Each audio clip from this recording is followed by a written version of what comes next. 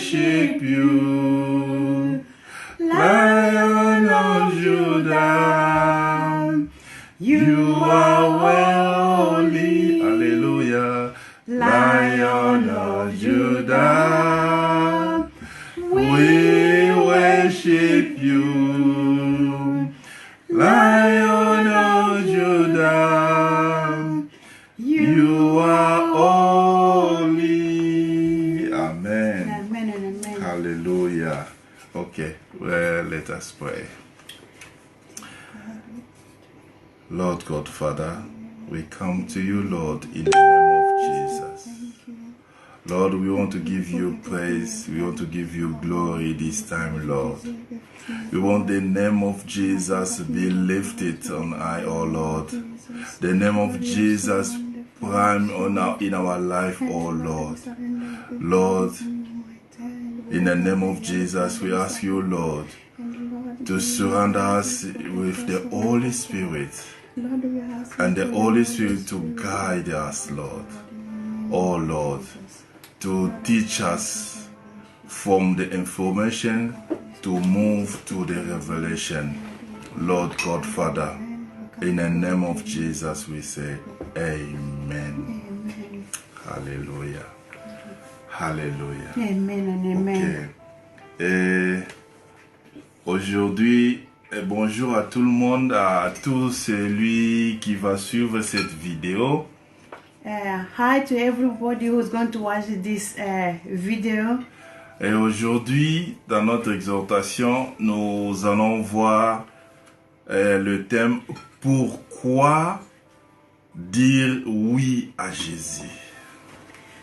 Today in this lot we are going to explore or exalt about why we need to say yes to Jesus. Ok, parce que si quelqu'un vient te dire, ok, oh moi je suis l'enfant de Dieu, moi j'aime Jésus-Christ, mais moi aujourd'hui, ensemble, nous allons voir pourquoi quelqu'un peut dire oui à Jésus-Christ. Today on this slot we are going to learn or we are going to explore why someone need to say yes to Jesus. Ok. On commence par le verset Ésaïe 53, verset 1 à 4. We are going to start first by reading the book of Isaiah 53, 1 to 4. Ok. Que nous dit la parole de Dieu? La Bible nous dit ceci. Je vais lire au nom de Jésus-Christ.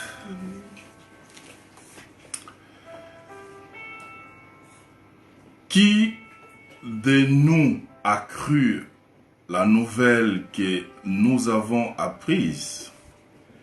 Qui de nous a reconnu que le Seigneur était intervenu?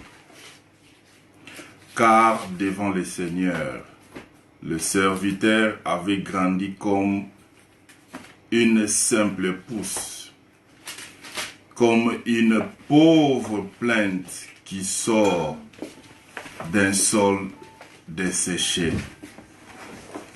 Il n'avait pas l'allure ni le genre de beauté qui attirait les regards. Il était trop effacé pour se faire remarquer.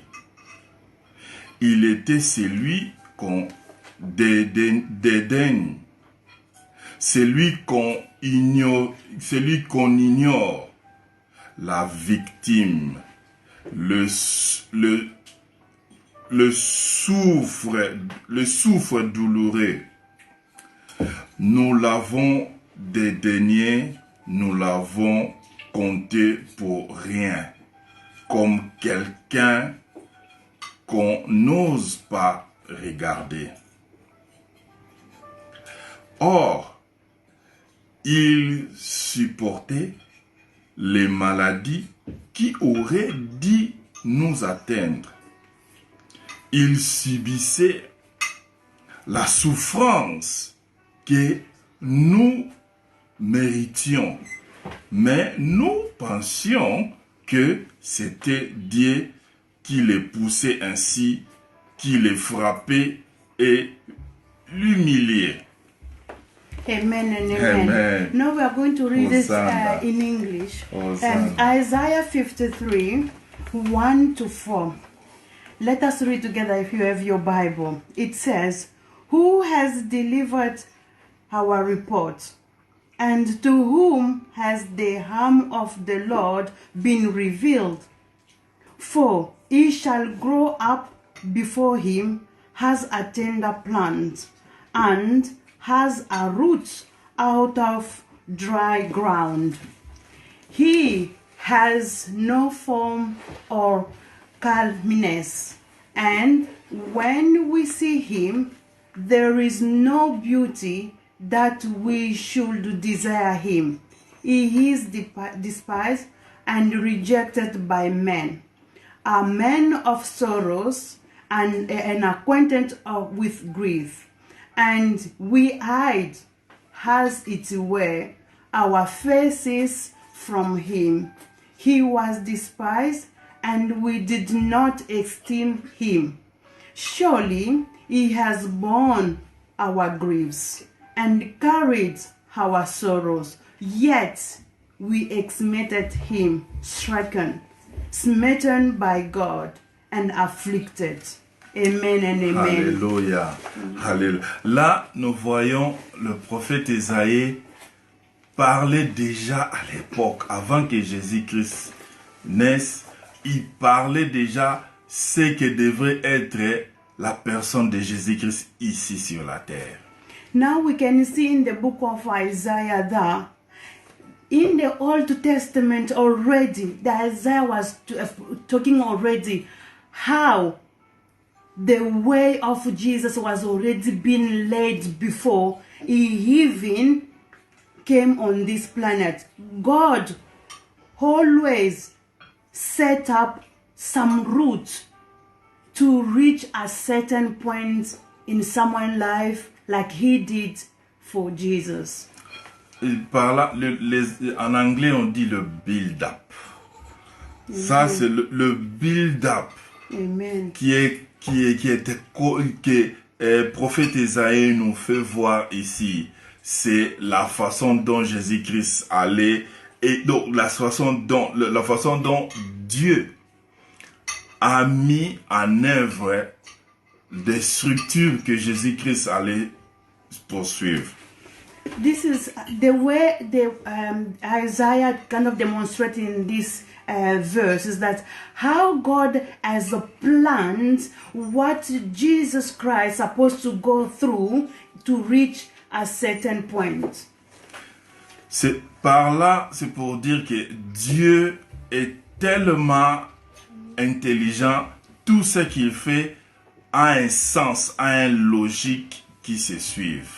This is just demonstrates how God is so smart to plan and to lay some structure to show how things should happen. Mais ça ce n'est pas le sujet de notre exhortation, mais par contre, nous allons ensemble voir ce que, pourquoi moi, personnellement, j'ai dit oui à Jésus-Christ.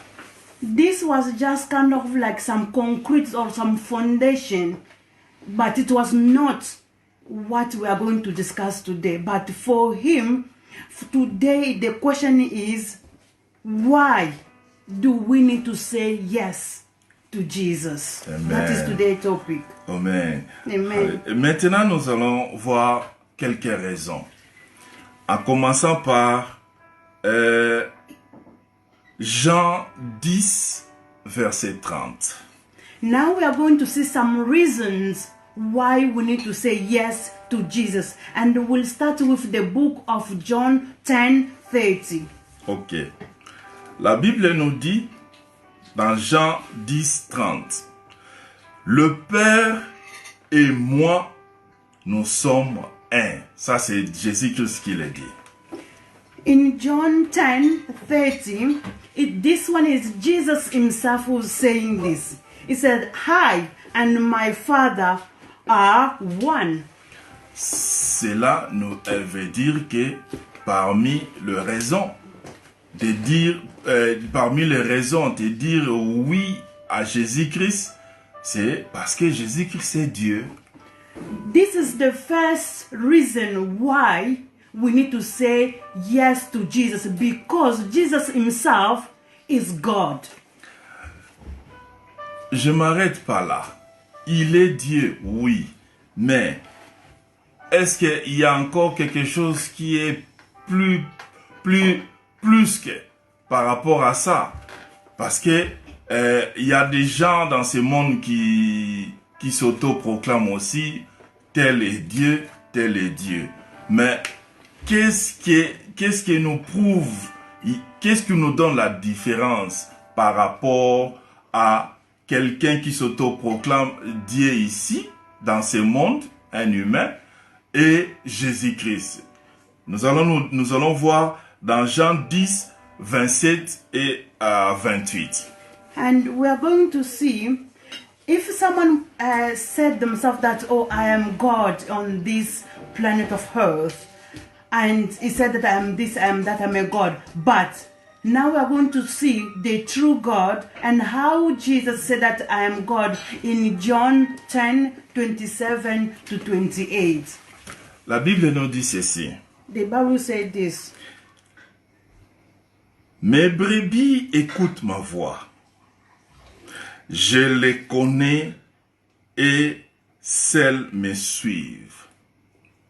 Je leur donne la vie éternelle.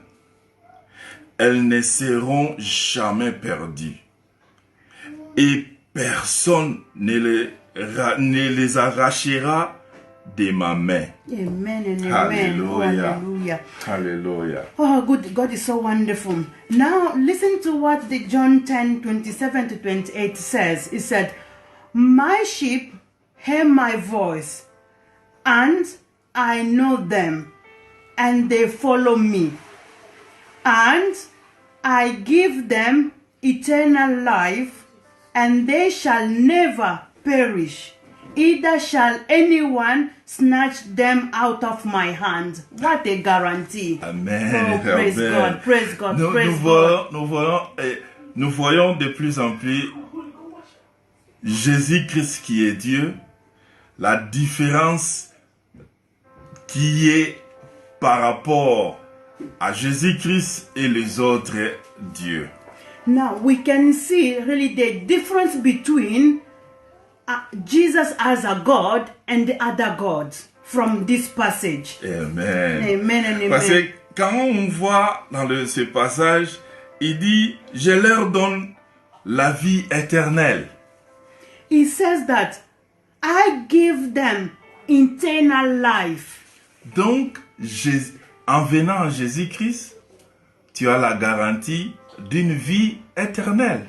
So it means that coming to God, to Jesus Christ, or accepting Jesus Christ, it means that it is a guarantee that you have eternal life. Donc, en Jésus-Christ, In Jesus Christ, il y a la vie éternelle. in Jesus there is a eternal life. Il ne s'arrête pas là. It doesn't stop there. Il dit aussi, elles seront jamais perdues. And they will never perish. Donc, en Jésus-Christ, nous avons la garantie qu'on ne se perdra jamais. In Jesus, we have a guarantee that we will never perish. Oh, quelle assurance, Amen. mes frères et sœurs. Si on voit un peu plus tard, pour finir le verset, dans le verset 28, la Bible dit ceci.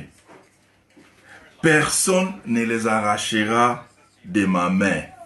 And when we are looking on the same verse 28, he gave us a guarantee that no one will snatch them out of my hands.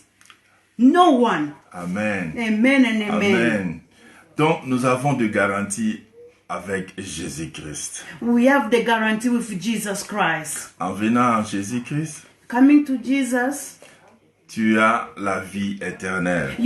coming to Jesus, you have an eternal life. Non seulement la vie éternelle, Not only eternal tu life, seras jamais perdu. you will never perish. Oh, moi je pense à mes frères et sœurs, je vais vous relater une petite histoire. I want to tell you a short story. Vous savez, quand ma femme a mis au monde, You know, when my wife gave birth à l'hôpital, at the hospital, je voyais